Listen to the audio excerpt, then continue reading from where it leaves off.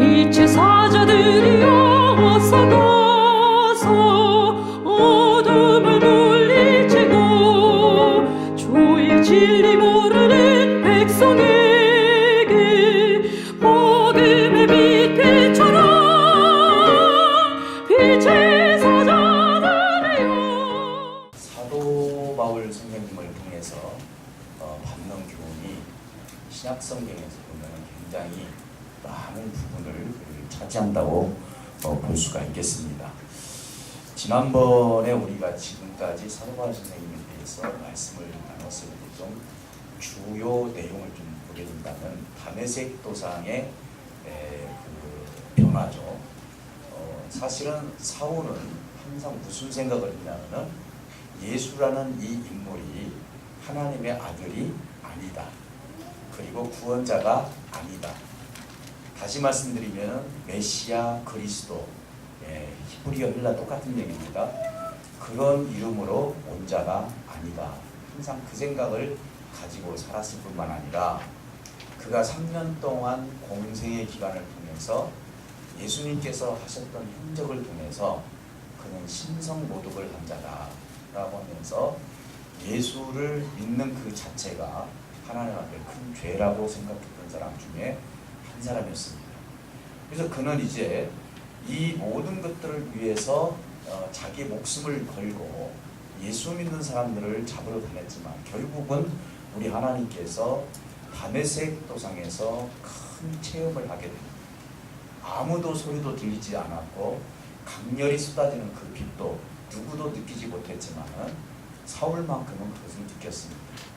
그곳에서 자기의 눈이 멀었고 결국은 다메섹에 들어가서 아나니아라는 사람을 만나서 새롭게 눈을 뜨면서 그가 정말 진정 예수님이 하나님의 아들이심을 정확하게 고백했던 내용이 있습니다. 그래서 그가 부연 설명도 하지 않았습니다. 그래서 그는 그대로 예수님은 하나님의 아들이다, 그리스도다, 그리고 우리의 구원자다라고 분명하고 확실하게 그곳에서 하나님의 말씀을 전하게 됩니다. 그랬을 때 유대인들이 생각했을 때 사울이라는 이 청년이 대체가 어떻게 된 일이냐, 사람이 미쳤는갑이다, 이상해졌다 하면서 말을 들어보니까 이것이 어떻게 보면 굉장히 유대교에 있어서 치명타를 입히는 내용이었습니다. 그래서 많은 유대인들은 사울을 죽이려 했지만은 결국은 광주리에 몸을 매달아서 나오는 그런 삶을 우리에게 보여줬습니다. 그래서 지난 주일날 우리가 두 가지를 말씀드렸죠. 하나님의 눈과 사울의 눈, 그리고 불편함, 이런 속에서 사울 선생님이 어떻게 살았는지를 말해줍니다. 또 하나 중요한 것은 어떤 중요한 것이 있었냐면은 사울에게는 항상 하나님께서 사람을 하나 붙여주셨는데 그분이 바로 바나바였습니다. 바나바라는 별명을 가진, 위로자라는 별명을 가진 바나바가 사실은 사울을 인정해 주었고 결국은 예루살렘에서 사울을 보호해주고 사울을 이끌어줬던 분은 바로 바나바였습니다. 왜? 그는 성령에 취해서 설교도 했고 논쟁도 벌였고 그리고 변증도 했습니다. 그는 정말로 정확하게 하나님의 말씀을 전했으나 수많은 사람들이 이 사울에 대해서 여전히 의심의 눈초리로 보았고 사울을 언젠가는 죽여야 되겠다라는 생각을 그 형제들이 알고 결국 그를 다소라는, 결국은 자기의 고향으로 다소라는 곳에 피신을 시키게 됩니다. 여기까지는 우리가 지금까지 해왔던 하나님의 말씀입니다. 그런데 이러는 중에 어떤 일이 벌어졌었냐면은 교회의 부흥운동이 일어나기 시작을 합니다. 사실은 사도 바울 사울을 통해서 죽었던 스데반 집사님이 계기가 되어서 예루살렘에 엄청난 복음의 역사가 일어났고 그리고 이걸 계기를 통해서 예루살렘 교회가 핍박을 받고 그리고 나서 안디옥으로 또 다메섹으로 여기저기로 유대인들이 흩어지는 그 역사를 보게 됩니다. 근데 그 중에 안디옥이라는 지역이 아주 특별한 지역이었습니다. 이 안디옥이라는 지역은 인구수로 말한다면은 지금 현재 전주 시민 정도 돼요. 그러니까 그 당시에 50만 명 정도의 인구가 그 도시에서 살았다면 엄청난 큰 도시잖아요. 지금 군산시가 한 27만, 28만 정도 되잖아요. 그러니까 배가 되는 것이죠. 또 그 지역에 하나님께서는 이제는 선교의 역사를 이루기 위해서 안디옥 교회 부흥운동이 일어나기 시작을 합니다. 예루살렘 교회에서는 이 소식을 듣고 바로 바나바를 파송을 했고, 바나바가 이 소식을 들은 다음에 거기에 방문을 해봤더니 사람들의 열정은 좋았어요. 열정은 좋았지만은 체계적인 부분이 연약했기 때문에 바나바는 즉각 사울, 다소라는 곳에 사울을 불러서 결국 그곳에서 하나님 앞에 성경 말씀을 가르치고, 그리고 금식하고 기도하면서 교회를 체계적으로 이끌어가는 모습을 보여주게 됩니다. 그런데 이 안디옥 교회가 설립이 되기까지 하나님께서는 사람을 세우는 모습을 보게 됩니다. 우리는 가끔 보면은 그냥 이런 사람들이 있었구나 해서 바나바와 사울만 생각하는 경우가 있는데, 그 위에 다른 사람들이 그 속에 들어있다는 사실을 알게 됩니다. 여러분, 사람을 세울 때 어떤 사람을 세우느냐에 따라서 그 성향이 달라질 수밖에 없는 거거든요. 그런데 하나님이 세워주신 이 5명의 인물들을 우리가 한번 잠깐 살펴본다면은 인간의 눈으로는 세울 수 없는 사람들이에요. 유대인들이 생각했을 때는 도무지 세울 수 없는 사람들, 인종차별도 있을 수도 있고요. 그리고 유대인 입장에서 봤을 때는 하나님의 복음에 대한 원래 선민사상이 있었기 때문에 이 복음도 어떻게 보면 안디옥에서 유대인들에게만 전했던 그런 모습도 보게 됩니다. 근데 이런 모습들을 다 파괴시키는 그런 인물들이 나타나기 시작하는데, 거기에는 얼마나 많은 충성된 사람들이 많이 있었겠습니까? 그런데 하나님은 그 중에 5명이라는 지도자, 영적 지도자를 세우게 됩니다. 여기서 보니까 이 5명을 뭐라고 얘기냐면 선지자와 교사로 세웠다, 이렇게 얘기를 했습니다. 선지자와 교사. 교사라는 의미는 뭐죠? 사실은 우리 선생님들이 학교에서 교사를 할 때 없는 것을 가르치는 것이 아니라 있는 사실을 그대로 가르치는 것이 교사예요. 그러면 우리 주일학교 교사나 중고등부 교사, 청년부 교사도 역시 하나님의 말씀 있는 그대로 가르치는 게 교사죠. 선지자는 뭡니까? 선지자는 하나님의 말씀, 기도 중에 하나님께서 주신 이 말씀을 내가 은혜를 받아서 이 말씀을 잘 풀어서 그에게 전달시키는 것이 선지자의 역할이죠. 그러니까 이 5명을 하나님께서 안디옥 교회에 세워서 때로는 선지자로서, 때로는 교사로서 교회가 성장할 수 있도록 그 토대를 만들어가는 모습을 보게 됩니다. 그곳에 이제는 이 5명을 잠깐 소개를 해본다면은 어떤 사람이 있습니까? 첫째 나온 인물이 바나바라는 인물이 나옵니다. 여러분 잘 알다시피 바나바는 정말 기로자예요.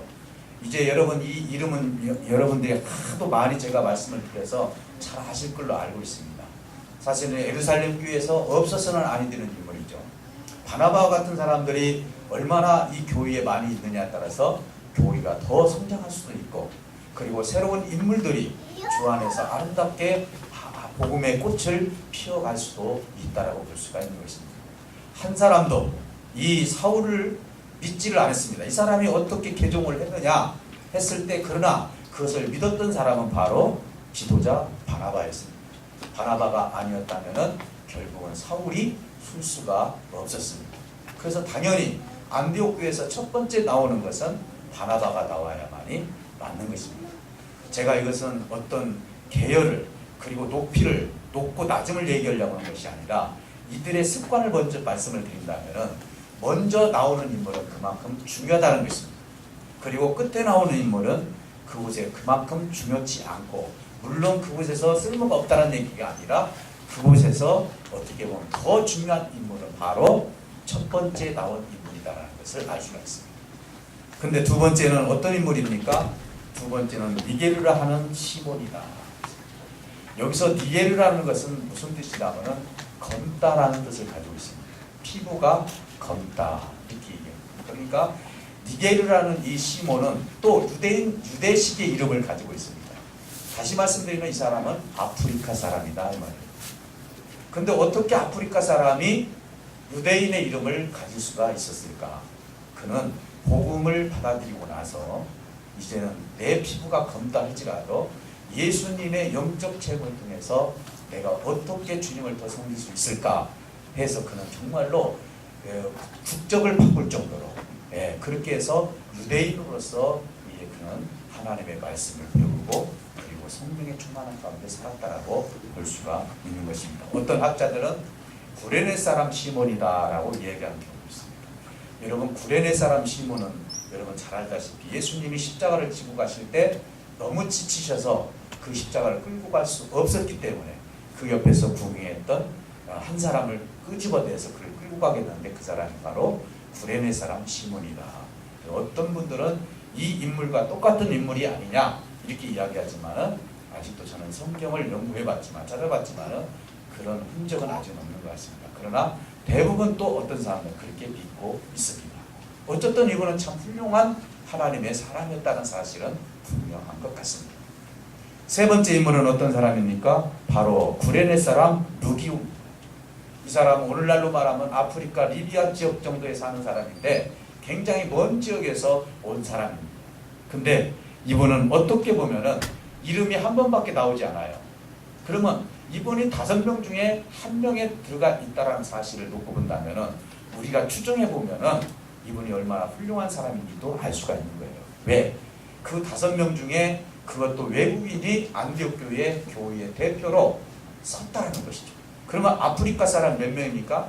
2명이 섰다는 것입니다. 지금 하나님의 의도를 우리가 알아야 돼요. 왜 이 사람들을 세웠는지 그 의도를 알아야 된다는 것이죠.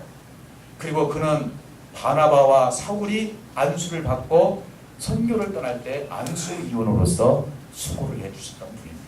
그분의 기도의 능력이 있다는 것을 간증하고 있다고 볼 수가 있는 것입니다.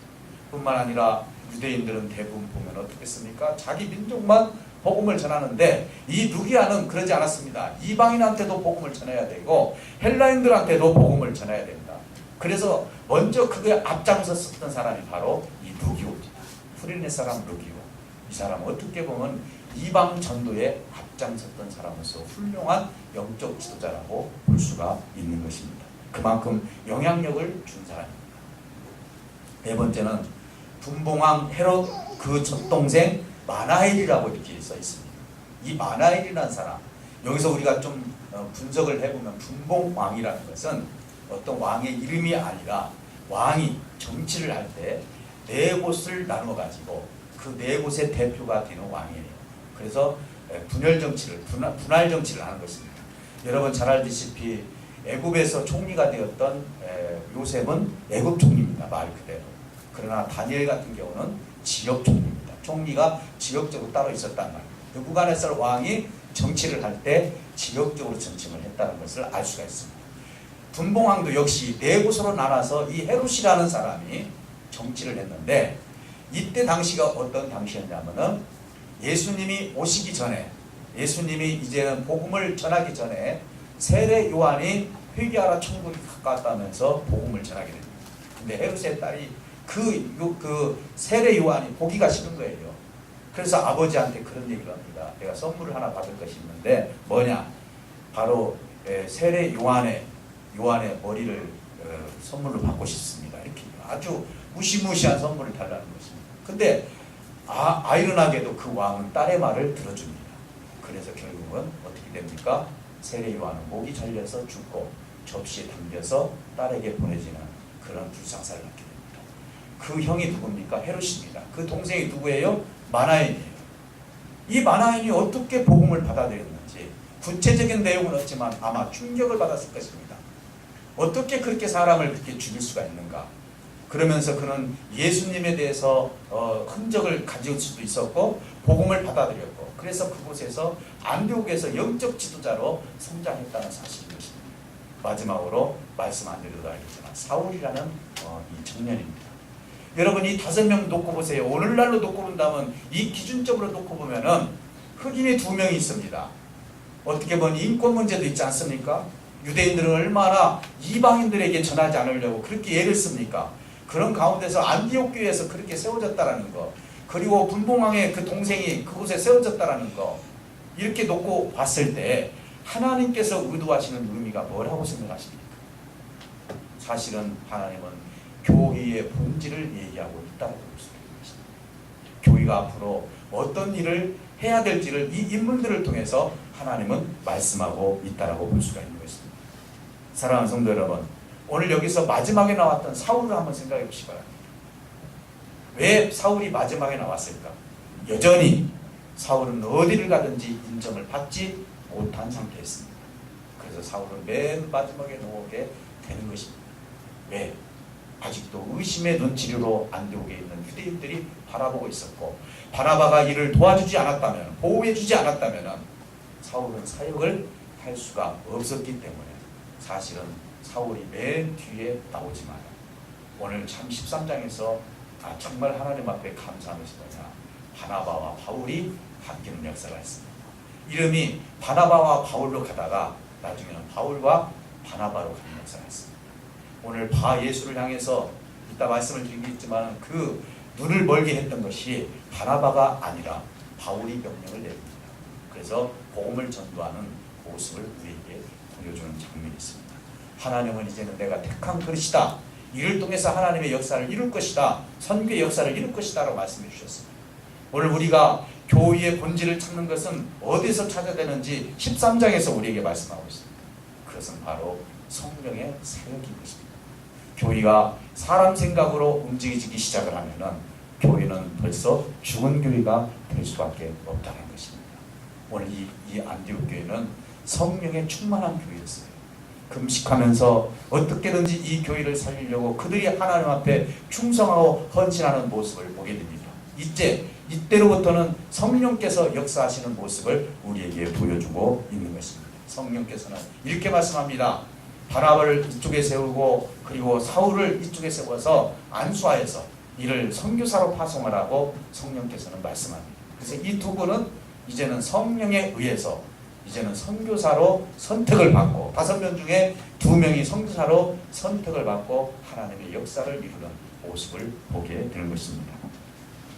사도행전에서 말씀합니다. 처음 보면은 땅끝까지 이르러 내 증인이 되라, 이렇게 말씀하고 있습니다.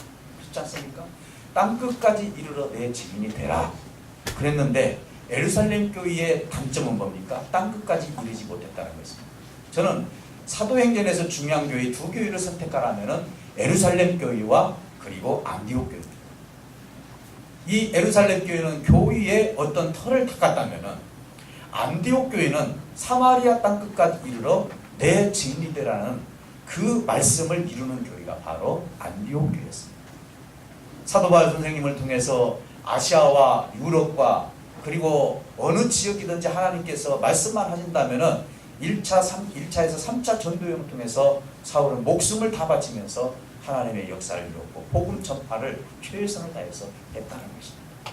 그러니 성령께서 이 안독교를 세운 것은 땅끝까지 하나님의 아름다운 교회로서 그리고 많은 생명을 살리기 위한 하나님의 존재 의미, 교회의 존재 의미를 성령의 역사를 통해서 우리에게 말씀하고 있는 것입니다.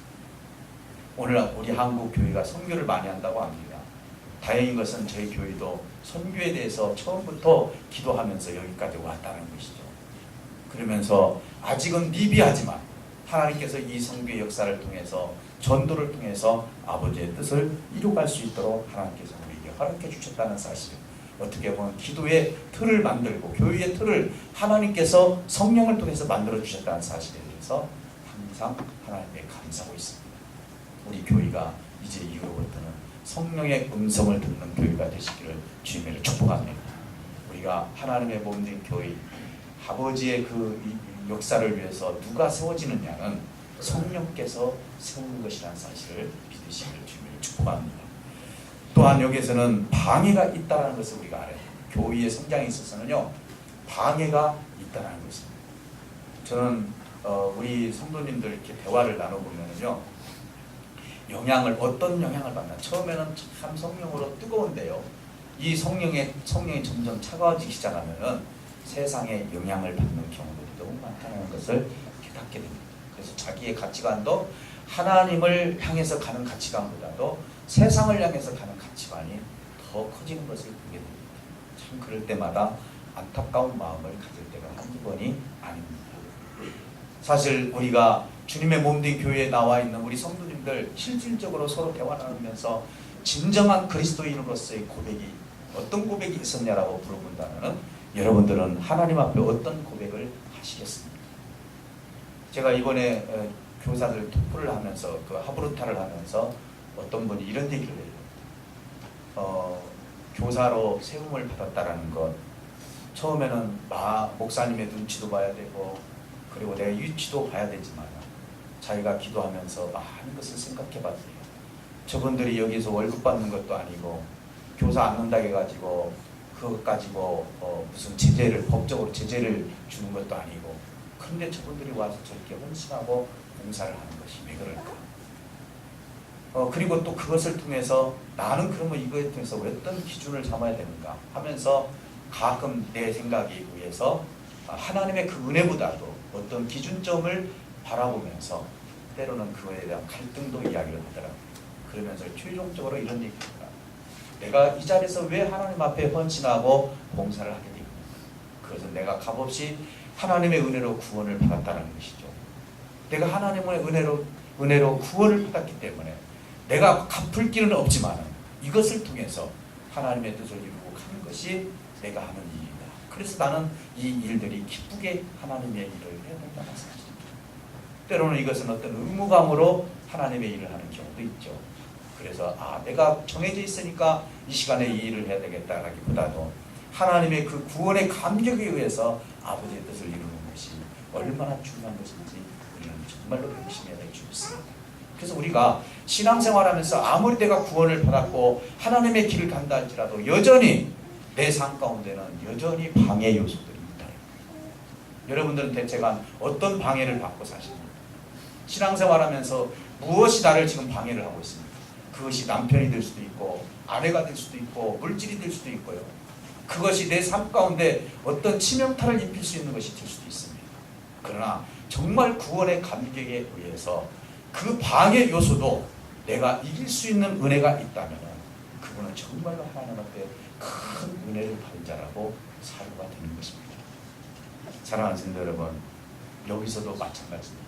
하나님은 이 선교 사역을 통해서 반드시 하나님의 사역에는 방해가 있다는 것을 말씀하게 되는데, 이제 이 바나바와 그리고 바울 이 두 명을 통해서 이 일행들이 바브라는 곳에 도착을 했을 때 어떤 사람을 만나게 되냐면 바예수라는 사람을 만나게 됩니다. 이것을 해석을 해보면 예수의 아들이다 이 말이에요. 쉽게 말해서 거짓 선지자라는 것입니다.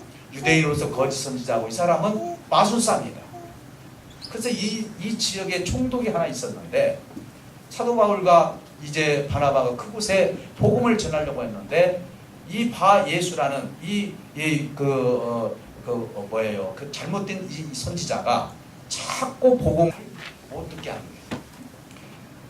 복음을 못 듣게 자꾸 방해를 하니까 여기에서 이제는 사도 사울이 여기서는 이렇게 이야기를 합니다.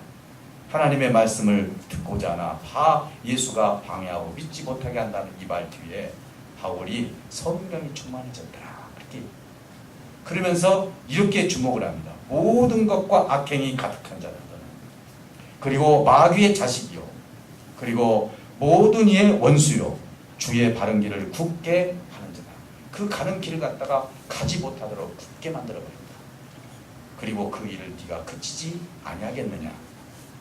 자, 저는 이 말씀에 이 본문 말씀을 보면서 우리는 대체가 어떤 방해를 지금 받고 있을까? 내가 예수님을 통해서 구원을 받았다고 지금 이야기를 하지만 우리가 여러 가지 방해를 받으면서 때로는 하나님 앞에 실망하고 낙마하고 쓰러지고 넘어질 때가 한두 번이 아니잖아요. 그렇다고 우리 하나님은 저와 여러분들을 버리시는 하나님입니까? 그게 아니라 하나님이 원하시는 것은 좀 더 강하고 담대한 삶을 좀 살았으면 좋겠다는 것입니다. 오늘 바나바의 조카 요한이 바로 그런 사람이 아니었어요. 물론 훌륭한 사람으로 됐습니다. 이따 그 말씀을 또 드리겠지만 우리가 하나님 앞에 성령으로 충만하지 않는다면 우리의 방해 요소는 반드시 우리 삶 가운데 나타날 수밖에 없다는 사실을 믿으시기를 주님으로 축복합니다. 사랑하는 성도 여러분, 이렇게 얘기합니다. 그치지 아니하겠느냐? 보라, 주의 손이 내 위에 있으니 너는 맹인이 되어서 얼마 동안 해를 보지 못할 것이다. 누가요? 사울이. 이 말씀을 보면서 다메섹 도상에서 당신 자신이 눈이 어두워서 결국은 사물을 보지 못했던 사건이 있었습니다. 그때 그는 사울은 어떤 생각을 했습니까? 예수는 하나님의 아들이 아니다. 신성모독한 자다. 이렇게 했는데 눈이 어두워진 다음에 아나니아의 안수를 받고 비늘 같은 것이 떨어지면서 그는 바로 즉각 예수는 하나님의 아들이다.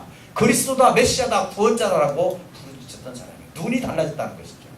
아마 성경에는 이 말씀, 이 마술사가 나중에 어떻게 됐는지는 모르지만은 그도 어떻게 보면 하나님을 믿었지 않았나, 저는 그렇게 생각합니다. 자기가 보는 것이 전부가 아니라는 것을 알았죠. 이 모습을 본 총독이 이제 이것을 보고 놀랐습니다. 그의 가르침이 어떻게 보면 권위가 있었고 어떻게 보면 그 이적을 통해서 우리 예수님을 맞아들이고 그리고 그 총독이 예수를 믿게 되는 그런 이 사건을 이렇게 보게 됩니다. 우리는 이 모습을 통해서 이 총독이 나중에는 하나님의 인도를 엄청나게 해내는 것을 볼 수가 있습니다.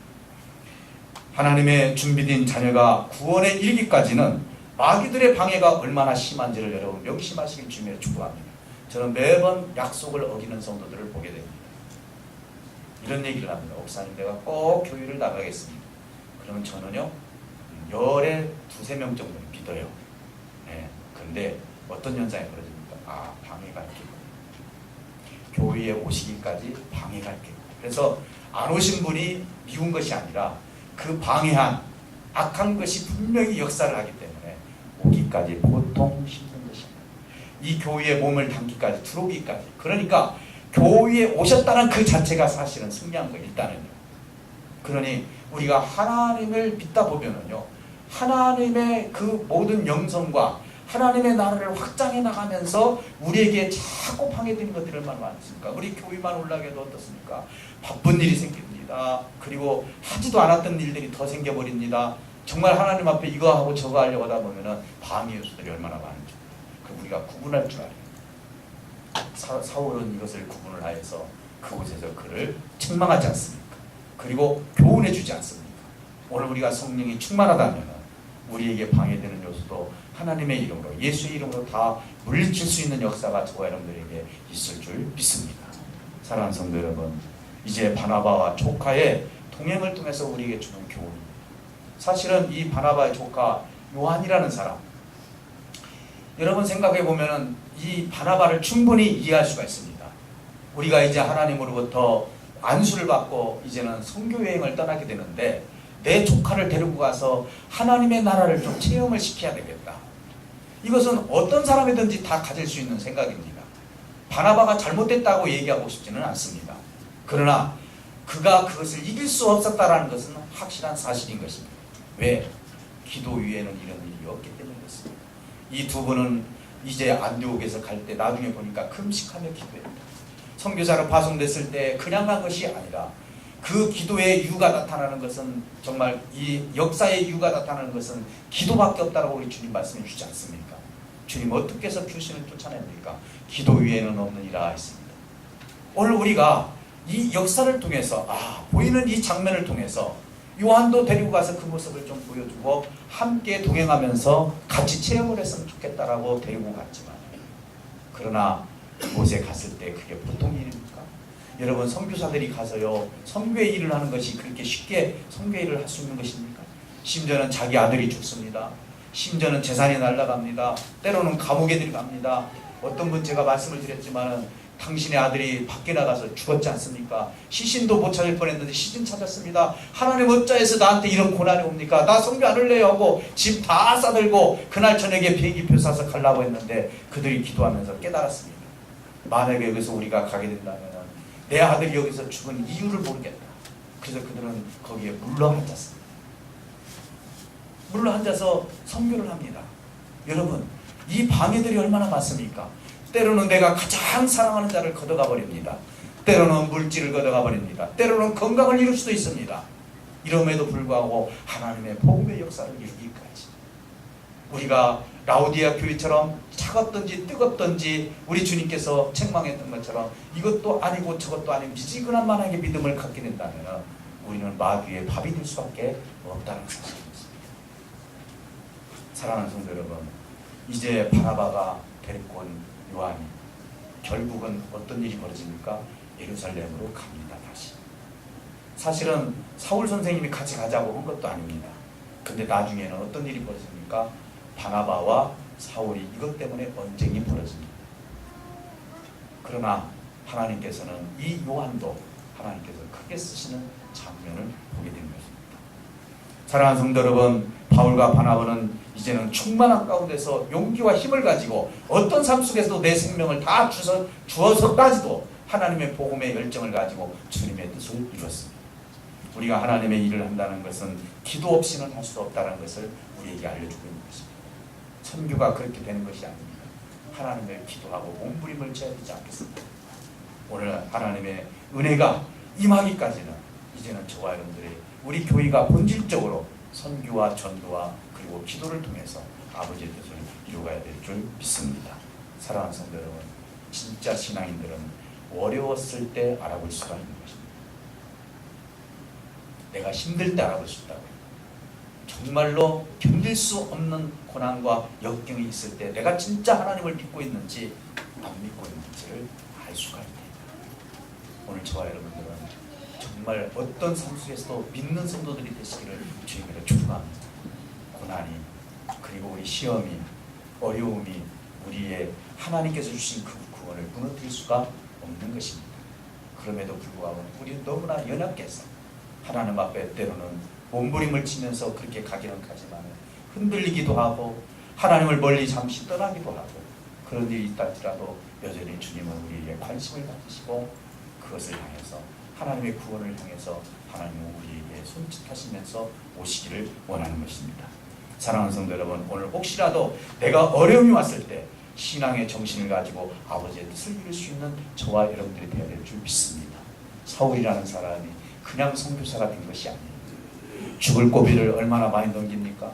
불편함이 얼마나 많습니까? 강주리로 이제 몸을 실어서 내리는 장면, 그를 죽이려고 길목에서 기다렸던 장면, 그가 그 복음 때문에 매를 맞았던 장면, 그가 이제는 죽기 위해서 로마 감옥에 갇혔던 장면, 여러분 수도 없는 그런 장면 속에서 그는 한 번도 우리 하나님에 대해서 원망해 본 적도 없고, 그는 참으로 예수 그리스도의 복음을 위해서라면은 내가 가루가 된다 할지라도 죽는다 할지라도 그 길을 가겠노라고 고백했던 선생님 바로 사울 선생님인 것입니다.